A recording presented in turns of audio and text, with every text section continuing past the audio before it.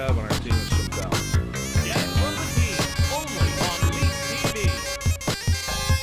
MapleLeafs.com for your Leafs online. Meet the players, check their stats and the team standings. Stay on top of everything you want to know about the Maple Leafs. Go back in time to the Leafs interactive timeline and relive Leafs history dating back to the 20s. Or look ahead to the future. The Maple Leafs 5-minute look. Plus breaking news, analysis, features, game coverage, and exclusive columns about the team. Even downloadable Toronto Maple Leafs videos to customize your desktop. And check out what's on next on Leafs TV. Online, all the time. MapleLeafs.com. Hi, everyone.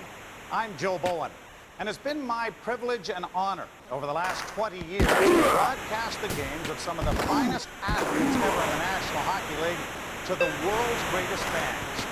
You, the fans of the Toronto Maple Leafs. You know, the Leafs and the city of Toronto are synonymous, something that can't be said for very many centers around the face of the planet. Over the last 75 years, this franchise has carved out a large piece of our hearts and minds, something that has been very special. Now, we could spend 75 hours talking about the tradition and history of the Toronto Maple Leafs. Instead, we invite you to sit back, enjoy some of the highlights of the men and the teams that made this tradition, the Toronto Maple Leafs.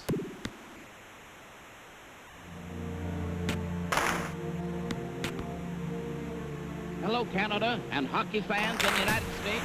It's great to hear hockey from both of you. He just made it sound like you were there. If we were going to stay in the big league, we'd have to have a new arena. All the seats cleared up and it was glorious place. I was hired to work for the Maple Leaf organization, and quite frankly, I thought I had died and gone to heaven. Toronto Maple Leafs have won the Stanley Cup. Brian, let the drive go score! You ever won the Stanley Cup here? Boy, that parade that we had year after year. I mean, this is a great hockey game. 10 points in a single game is beyond conception. It was a miracle night.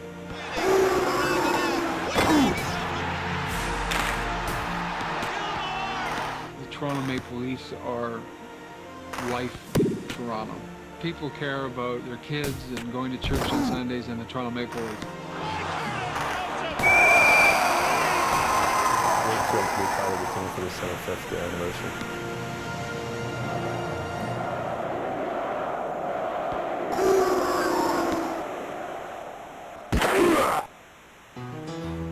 On February 13th, 1999, there was one place every hockey player and fan wanted to be. Maple Leaf Gardens. The arena on Church and Carlton had been home to Toronto since 1939, and the era was now coming to a close.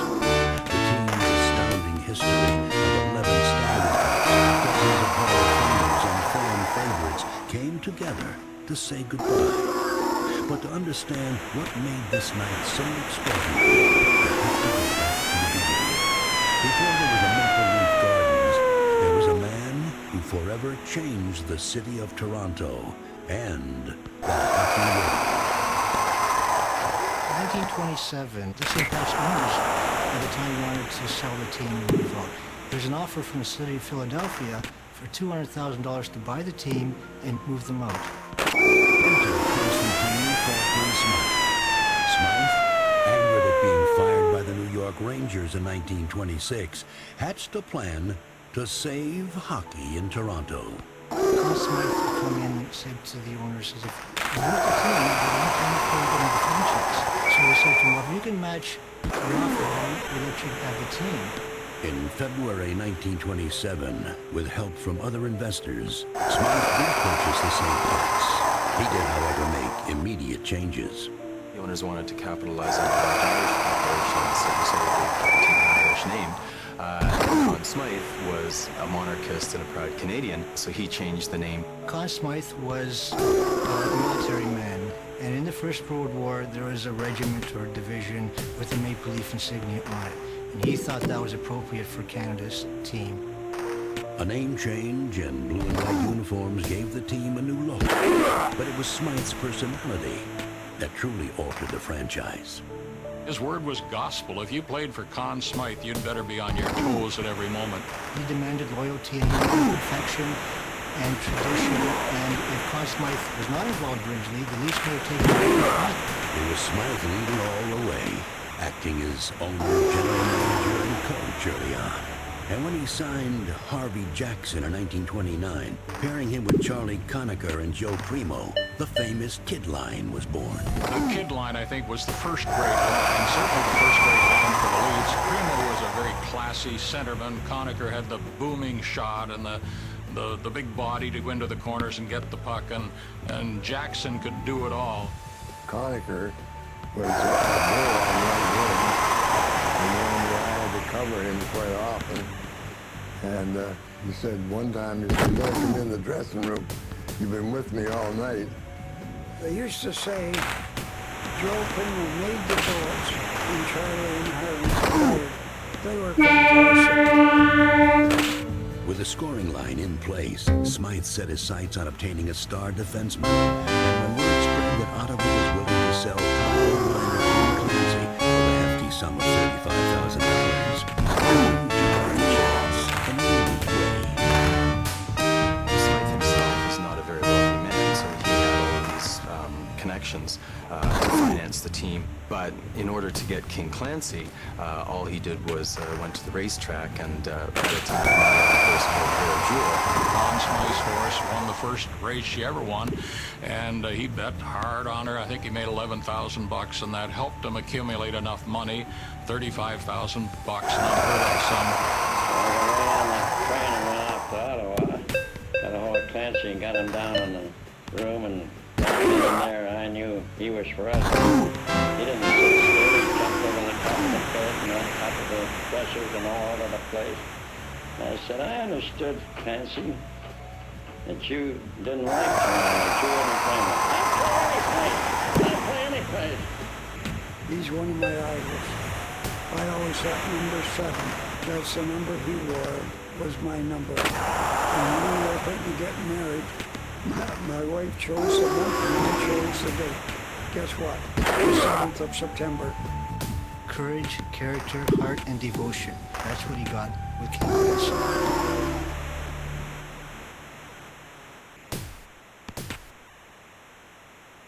With Clancy and Captain Hap Day on defense and the Kid Line on the attack, the Leafs were an exciting team to watch, packing the 8,000-seat Montreal Street Arena every game. Smythe wanted to capitalize on the team's growing popularity by building a new arena.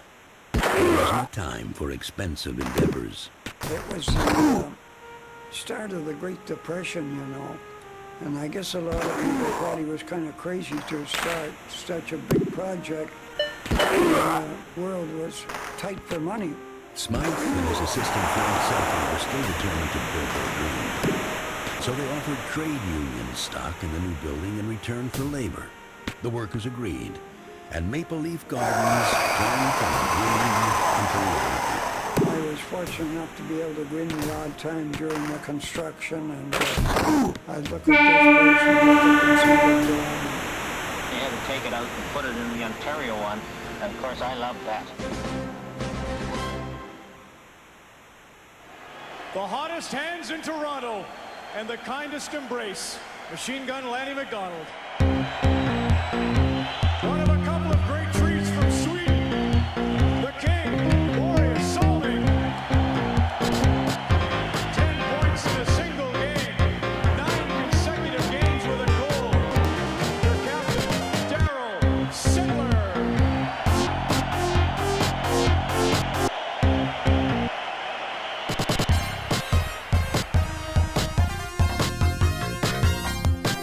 After the success of the 60s,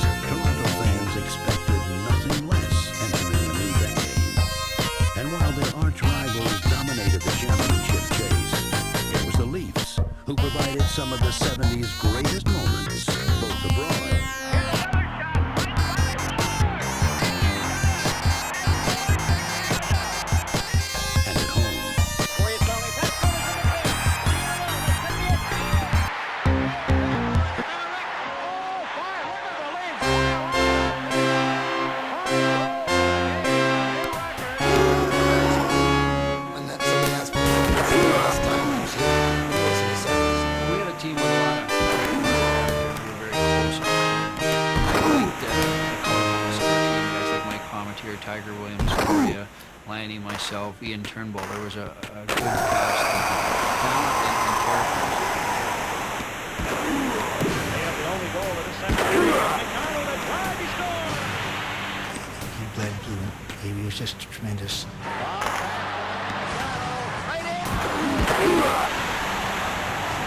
Lanny, I mean, he really struggled his first year, but Red stuck with him. Then he put him on the line to sit, and the two of them clicked right off the bat, and they never looked back after them. Now, McDonald was such a fan favorite, a great scorer, great team man. McDonald was a true leader. They love Tiger Williams. He always created a fuss out on the ice, always getting into trouble, and always coming up with great quips and comments for the broadcasters. One night we saw Joe Lamattia, the penalty timekeeper, laughing in the penalty box area, and I asked him after the game, "Why were you laughing?" He said, "Well, Tiger was in here. Now there's a fight on the ice, and 4 more guys are coming in, and I've got this box with the buttons." And Tiger leaned forward impulsively and said, "Joe, let me push the buttons on the box." I slapped him on the wrist and I said, "Tiger, you just sit down there and shut up." And he gave me a wounded look and he said, "Joe, if you're going to talk to me like that, I'm never coming back in here again."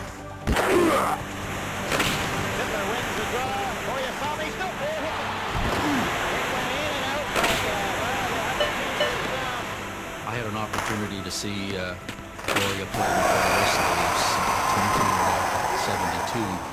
And I came back after the series and said to the guys, "We got a good one coming." Watching, saw me in training camp, people saying, "This is amazing. This fella's not a rookie."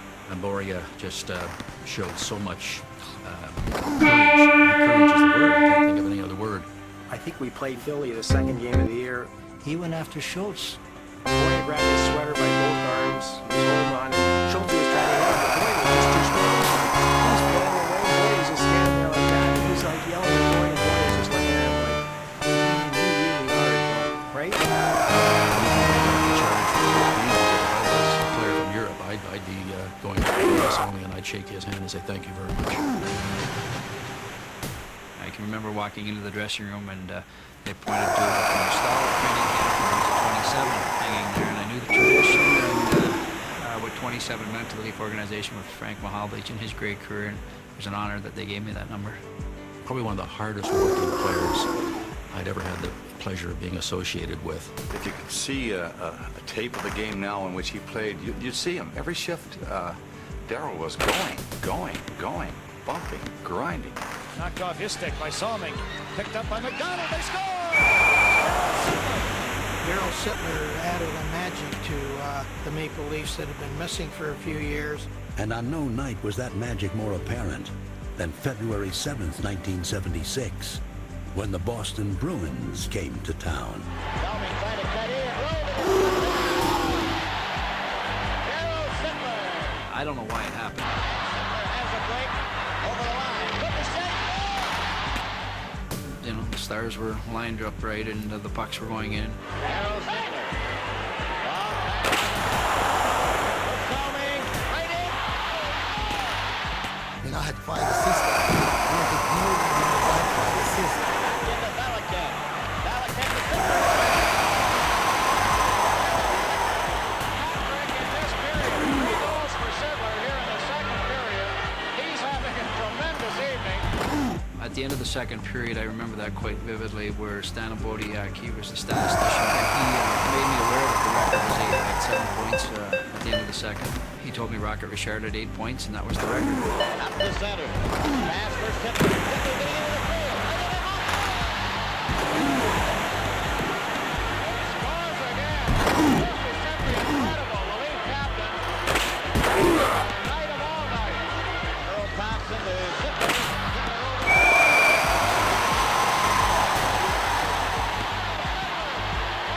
He's beat Rocket Richard's record.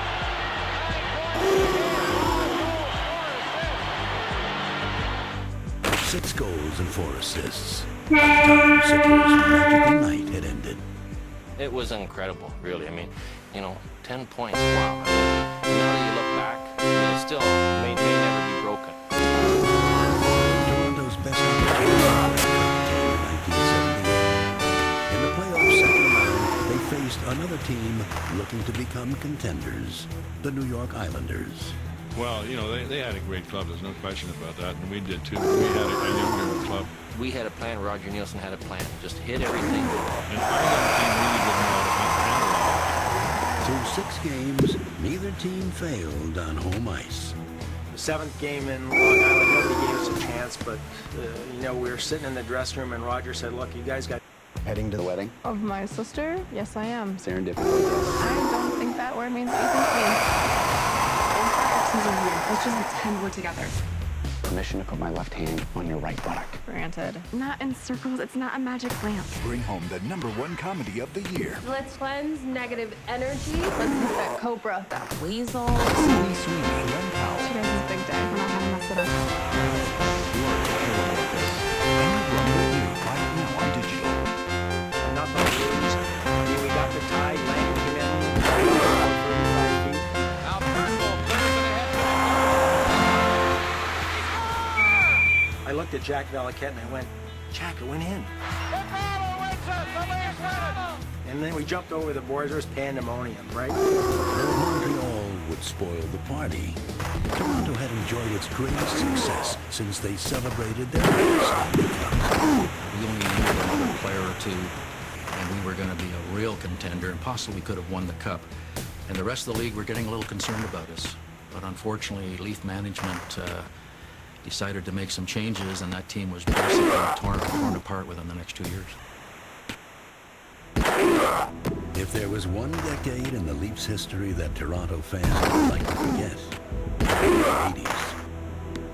Gone were many of the faces fans had come to adore, and in their absence, a decade-long spiral. Picked up by Bobby Smith. Smith moving in. Jams around 1 minute. Nothing could stem the tide. The franchise that had 4 general managers in its proud history had 4 in 10 years. Harold Ballard wanted nothing more than to return the Leafs to glory. But this era would have no happy ending. They all run. Wait a minute. I run the club. I pay the bills, so I get a chance to talk, right? All right, now what's your question?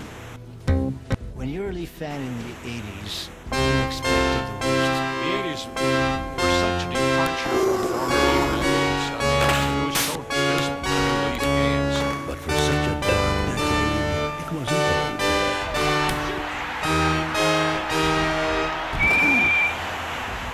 ...1985 draft, Wendell Clark comes in.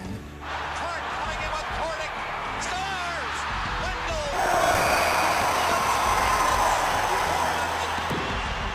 Refreshing. Here's a kid. He's going to knock players into the boards. He can score goals. He's famous.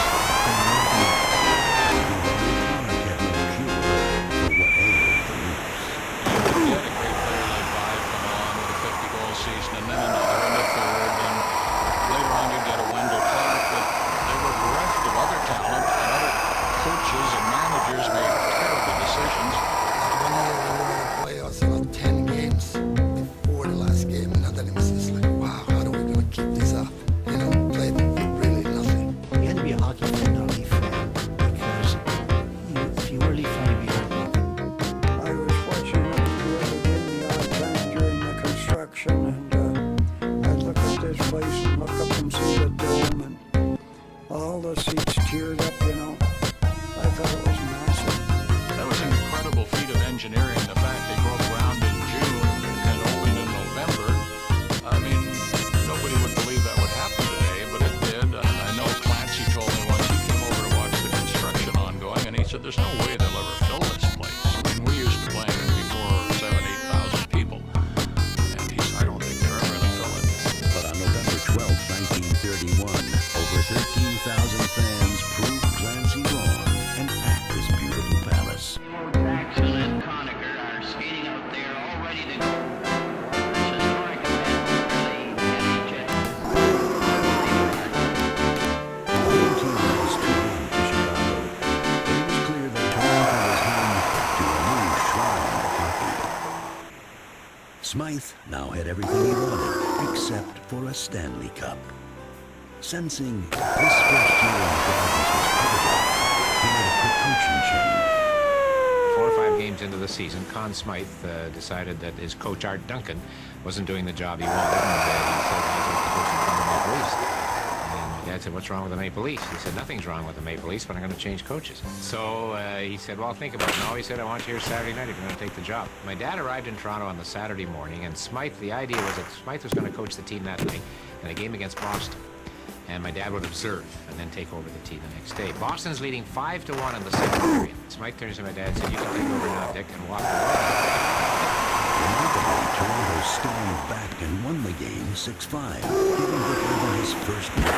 It became an unbelievable stretch that would lead them all the way to the finals, and Smythe's old team, the New York Rangers, Conn, would get the last laugh. We went in and we won the cup. And I'll tell you, I was ecstatic. Even though the depression was on, that gave us a new life.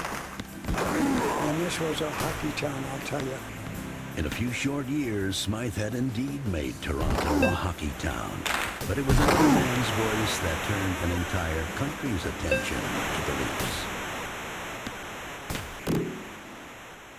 At the time, I was working on CFCA, a part-time job. I had finished what I thought my work for the day, and Basil Lake, the radio editor of the Star, came up to me and said, "You have another job tonight. You're going to broadcast the hockey game." Apparently they had canvassed the entire sports department, and I was the only one left, so I just went over there and did the game. That break in 1923 was the beginning of a 49-year career for Foster Hewitt. But it wasn't until he moved to his new home atop Maple Leaf Gardens that a legend was born. The architect and myself went down on B Street, and we found that the height was on the 5th floor. So we adapted that at the Gardens to that height. They called it.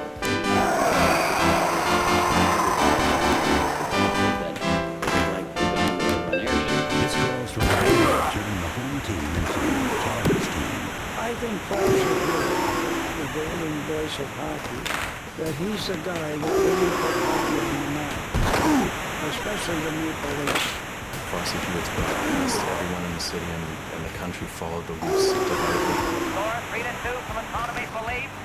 When the face-off, the Leafs shoot the puck wide to the Canadian net. My dad coached the Leafs. A couple of times they would go after the season over what they call barnstorming trips out west, and Foster went on the trips. When it came to the players on the platforms and the railway stations and the autograph seekers there, he was first and foremost. It was Foster Hewitt. I remember getting a blackboard at Christmas one year, and never mind subtracting and adding and numbers and that. I drew 2 goal nets, and started to move it, and then I turned the chalk and compared with the ice.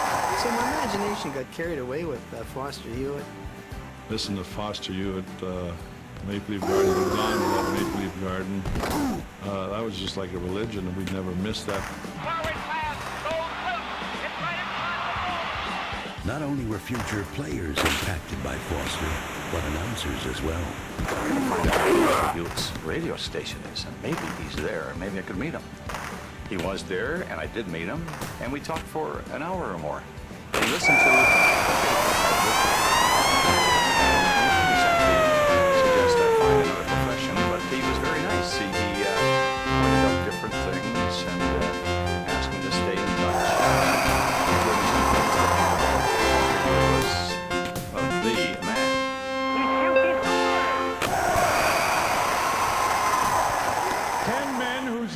appear on the most coveted trophy in sport are here at Maple Leaf Gardens this evening. Pete Langell is here this evening.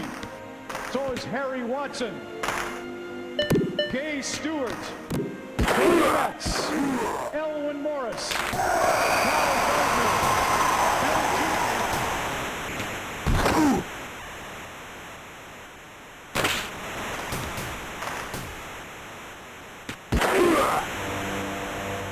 Toronto's thirst for another seat in the Stanley Cup was growing. The Maple Leafs had 6 frequent trips to the finals after the triumph of 1932.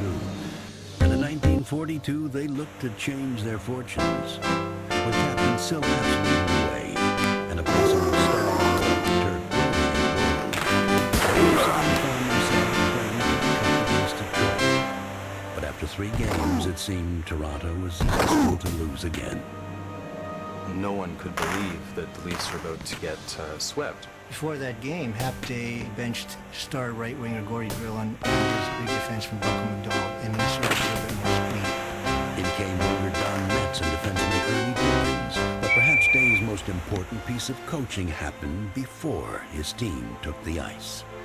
This little girl at a Toronto school wrote a letter to Coach Hapday, more or less saying, I'm just so distraught and I can't believe you guys are going to lose tonight, and pleading with the coach and with the players to win one for her, all of the young loyal fans.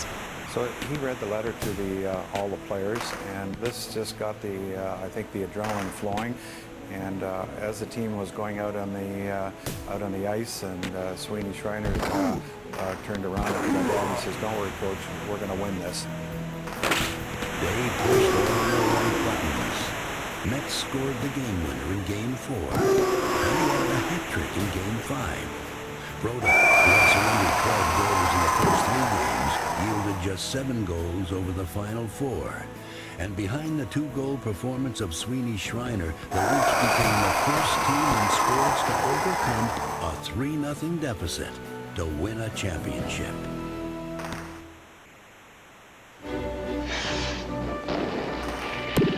Unrest had fallen upon the world as the 40s unfolded. World War II had erupted. No one was immune to its effects. Conn Smythe, a decorated hero of World War I, would not stand idly by. Smythe valued loyalty more than anything else, and he valued loyalty in 3 ways: to king, to country, and to the Toronto Leafs, and in that order. So when it came time for war, he was the first to enlist. The war stripped many teams of their stars, and the Leafs were hit hard. Players such as Apps, Broda, and Gay Stewart turned in their skates for battle fatigues. And Smythe was loyal to those who served. He promised any player on his team, at least, who would enlist, that they would be given a fair shot to make the team upon being discharged. So that there was a sense of give and take and a sense of loyalty, so that if you enlisted, your career would not be jeopardized. Ironically, Smythe's role in the war played a large part in one of the Leafs' most important acquisitions, Lieutenant Teeter Kennedy. Smythe had Frank Selke in charge of the team with strict instructions that no moves were to be made without his approval. However, Selke had offered Kennedy in a trade. Selke, enamored with Kennedy's talents, made the deal. Smythe was fuming when he learned of the trade. But time proved Selke right. I said, the number 1 Leaf player of all time. Kennedy was a great leader, great offensive player, made the players around him much better. Teeter seemed to epitomize to me as a youngster all that was good about the game of hockey. I think Teeter has been, to those who go that far back, has been one of the greatest leagues ever. It's everything you'd want someone to be in a hockey player as a person. Toronto's love affair with Kennedy developed in 1945 as the high-scoring forward led his war-depleted team into battle with the regular. Claimed that was the greatest team, the Montreal team was the greatest team that ever played in the National Hockey League. We won it with 2 lines, a spare centerman, and 4 defensemen, and a goalkeeper. We beat them in 6 games. Then it was on to Detroit and an epic battle. The Leafs won the first 3 games. Detroit, looking to avenge the heartbreak of 1942, came storming back to tie the series. In Game 7, there was again, this huge pressure on the Leafs because everyone thought, well, now is Detroit going to do to the Leafs what had been done to them 3 years earlier? Down the ice goes Sweeney Schreiner with a puck, and passes it to Kennedy, who rifles it in the cage to win the Stanley Cup and the championship of the world.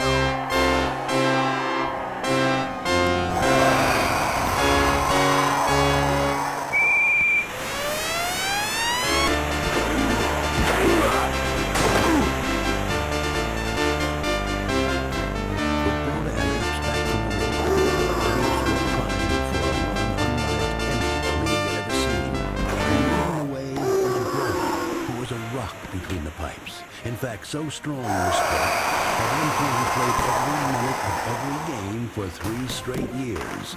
A feat which may have impressed many, but didn't keep Conn Smythe from benching him.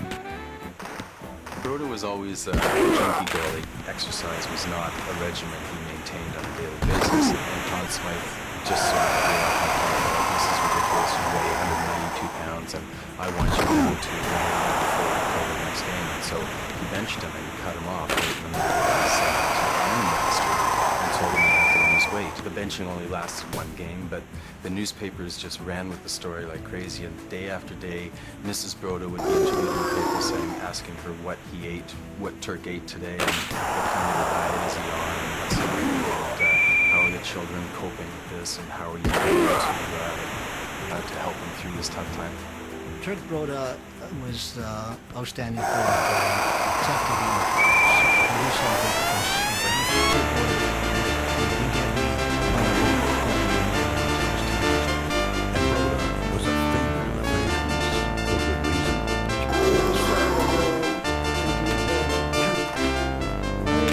Very serious accident at work, and I got burnt with lime and lost my sight. But when I began to get a bit of sight back, I was in the hospital Monday, and they said there's somebody special to see you. He said, "There's no need for it." And I thought, geez, it couldn't be. So I said to him, well, you look like Turk couldn't come to see me. Well, he says, you know, kid, why wouldn't Turk come to see me? He says, I am Turk. Another key ingredient to Toronto's phenomenal runs with the 40s was Syl Apps. The Leafs captain was an all-star 6 times. So respected was he, after serving as a second lieutenant in World War II, he was immediately handed the C upon his return to the team. And you idolized Syl Apps and was able to get his autograph one day. That was so meaningful to your life. It was something you treasured. And I remember vividly to this day that Syl Apps put best wishes Syl Apps on my autograph. And I told my dad, look, he put 2 extra words on there. Isn't that really great of him?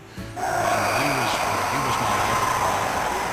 When Syl Apps was wearing number 10 and was the captain of the Toronto Maple Leafs, every kid in Canada wanted to be Syl Apps.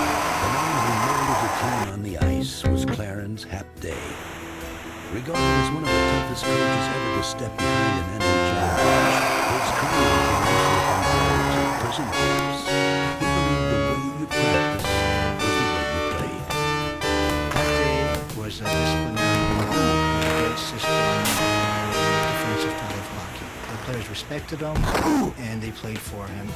With all the pieces in place, the Maple Leafs were hold of the cup. In 1947, Toronto dethroned the Canadiens in 6 games. Here it is, the winning goal. The Maple Leafs. Toronto fans breathe easy at last. People in Toronto grabbed a hold of that.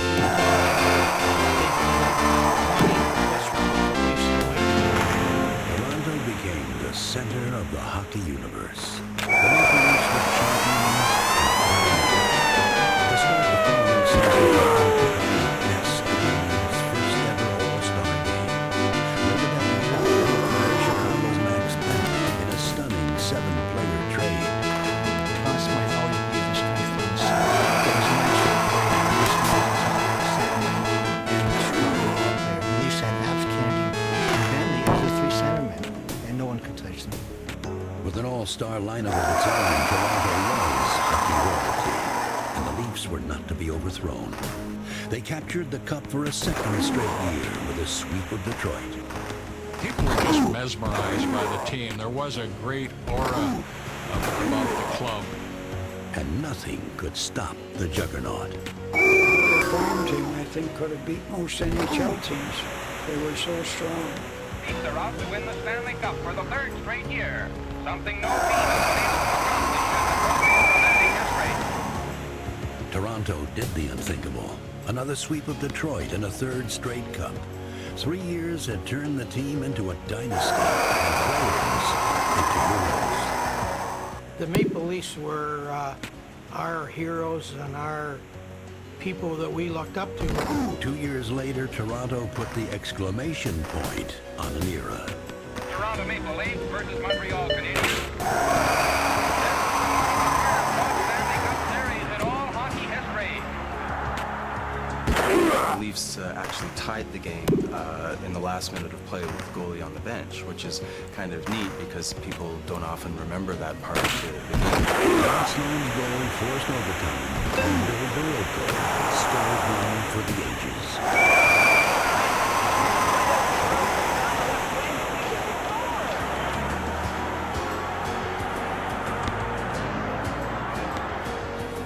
Toronto celebrated its 5th cup in 7 years.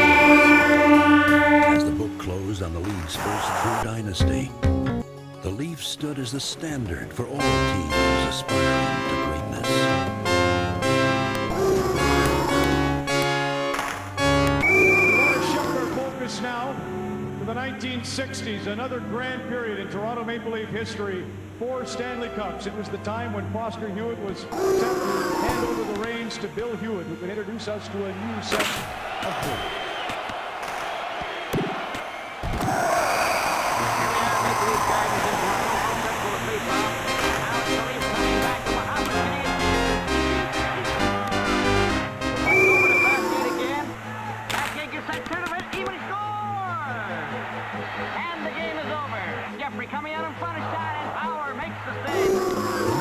Franchise enjoyed a stunning renaissance in the 1960s. But before the rebirth, there were years of struggle. There was the Barocco winning goal in 51 and then his sad departure from this earth in a plane crash a few weeks later. Barocco's body went unfound. The Leafs soldiered on despite the tragedy, but it took them years to recover. In the meantime, another dynasty took their place. And Montreal and Detroit were the big rivals in the early to mid-1950s. But then Punch Imlach arrived on the scene here in Toronto. He was a shrewd motivator with a keen eye for talent. I have coaches. Punch, his asset is, he can measure within 1 ounce on the bench. Immediately, Punch Imlach instilled confidence in his players, and he said, we're going to make the playoffs. We had a group of young players that the Maple Leaf Scouts had produced. Bobby Pulford, Bob Bond, Billy Harris, Carl Brewer, Dickie Duff, myself. We came along. So we had a nice mix of the youth with the experience. When he came to the Maple Leafs, it was sort of the thing that brought us all together. Inspired, the Leafs made good on the first part of their coach's promise as they made the playoffs. I said that we beat Boston in 6, and it took us 7 games to beat Boston. I guess I got mixed up a little. And maybe the crystal ball was a little hazy. Probably that we'll beat Montreal in 6. However, Toronto would fall to the Canadiens in the finals that year, and the next. Though the Leafs were unsuccessful in stopping Montreal's run, they did reignite a rivalry. And Imlach was more driven than ever to win the battle. Myself, we came along, so we had a nice mix of